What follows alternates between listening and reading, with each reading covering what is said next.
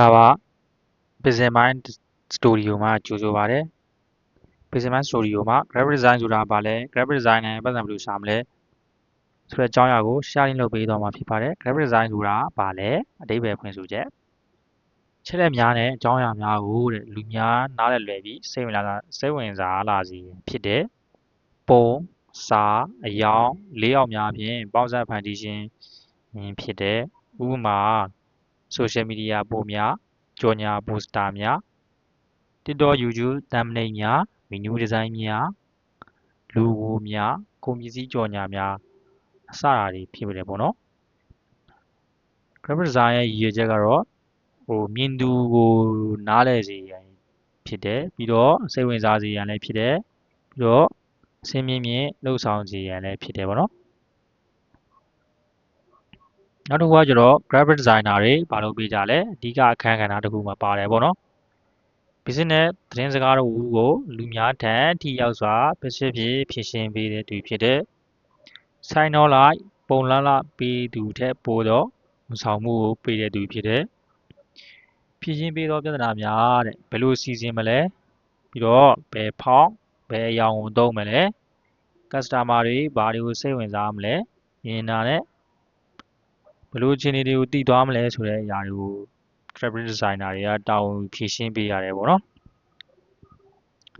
နောက်တစ်ခုကကျတော့ graphic designer ဖြင့်ဝင်ငွေရှာနည်းတွေပေါ့နော်အရေးကြီးသောနည်းလမ်း၄ခုပေါ့နော်နောက်တစ်ခုကပထမတစ်ခုကကျတော့ freelance design service ပေါ့နော်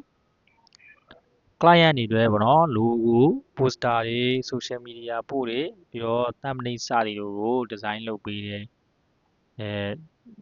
လုပ်ပေးတာနဲ့ပေါ့နော်ဝင်ငွေရှာလို့ရတယ်နောက်ဒုတိယတစ်ခုကကျတော့ social media content design တွေပေါ့နော်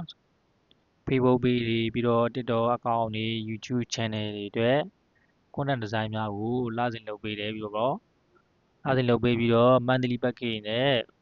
အခါချင်းငွေယူလို့ရတယ်ပေါ့နော်နံပါတ်3ချက်က digital product ရောင်းချတာပေါ့နော် digital product ရောင်းချတဲ့နေရာမှာ social media design template တွေပေါ့နော်အဲ့ဒါကို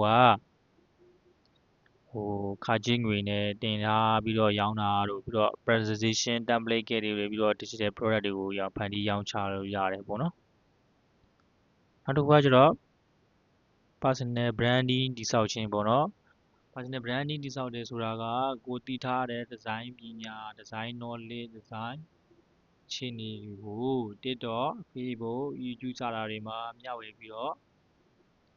ချိန်ကြလာရင် client တွေရှာဖွေတာ service တွေသင်တန်းတွေ digital product များရောင်းချမျိုးနဲ့ graphic designer ကိုငွေရှာလို့ရတဲ့နည်းလမ်းတွေဖြစ်ပါတယ်နောက်တစ်ခုကကျတော့ graphic design beginner တွေဘယ်ကနေစလုပ်ရမလဲဆိုတဲ့အကြောင်းအရာပေါ့နော်အခြေခံမှစတင်ရတဲ့အဆင့်လမ်းညွှန်ချက်တွေကိုပြောပြပေးသွားမယ်နံပါတ်1အခြေခံကိုနားလည်အောင်လုပ်ရမှာရယ် design မူပိုင်ခြင်းများပေါ့နော်အခြေခံနားလည်အောင် typography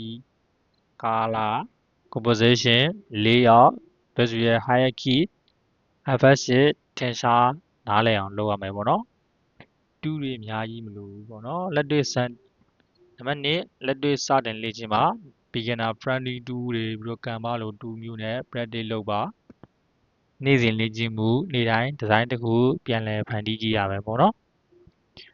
လက်တွေ့လုပ်တာကတင်ယူတာတဲ့ပိုအရေးကြီးတယ်ပေါ့နော်ဒီမှာက graphic design ဆိုတာဘာလဲ graphic design ဆိုတာပုံလှလောက်တဲ့ skill တစ်ခုတွေမဟုတ်ပါဘူး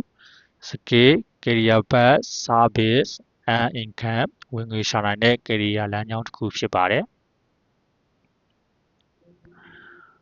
graphic design beginner စတင်ပြီးလမ်းညွှန်ပေါ့နော်0မှာစတင်နေတဲ့သူတို့အတွက်ဒီဇိုင်းအခြေခံများကိုနားလည်အောင်လေ့လာရမယ်ဒီဇိုင်းအခြေခံ typography စလုံးပုံစံဖတ်ရလွယ်အောင်စီစဉ်ခြင်း color အယောင်ပေါ့နော်အယောင်ရွေးချယ်မှုနဲ့အာရုံခံစားမှုပေါ့နော် layout composition နေရာချထားမှု visual hierarchy အရေးကြီးပုံအဆင့်အဓိကအချက်ပေါ်လွင်စေခြင်းပေါ့နော်နံပါတ်2ချက်က beginner friendly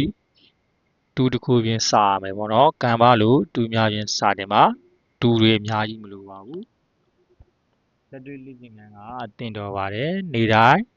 လက်တွေ့လေ့ကျင့်ရမယ်နေတိုင်းလေ့ကျင့်ရန်ချန်ပြုချက်ထဲမှာဒီဇိုင်းတစ်ခုစီပြန်လည်ဖန်တီးကြည့်ရမယ်လက်တွေ့လုပ်တာကပိုအရေးကြီးပါတယ်ခင်ဗျာ